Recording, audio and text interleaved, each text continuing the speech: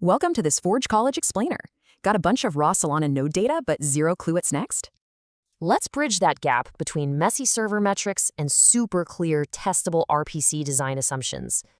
First up, meet your nodes. They all have totally different jobs and handle traffic in their own unique ways. The RPC-facing node, that's your fast-talking receptionist. They're built for rapid, lightweight state queries. Then there's the archival node, your deep-diving historian. They take their time digging through really heavy historical data. Finally, the consensus node is your focused decision maker. You definitely do not want to bother them with heavy reading. So, archival CPU spiking to 80%, we gotta isolate that behind a rate limit to protect the system. Now, if your RPC facing 95th percent high latency is consistently sitting under 200 milliseconds, then just set a 500 millisecond timeout. It drops stray requests and perfectly caps your concurrency. But wait, what if your consensus node throws transient 500 errors during leader rotations? Easy fix. Just add a short retry policy so those non-idempotent queries don't instantly fail on you.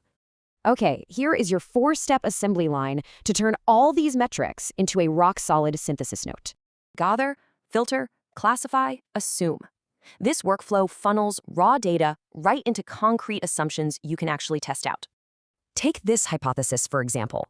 A single experiment easily proves if caching actually saves your archival CPU. To be truly actionable, your final synthesis node absolutely needs these 4 core elements. First, you gotta pick a concrete deployment baseline. This is what you'll evaluate all your new patterns against. Next up, pick 2 priority signals to actively keep an eye on during those upcoming validation runs. Third, bring open operational questions, like leader transition spikes, so you can rigorously test them in the next phase.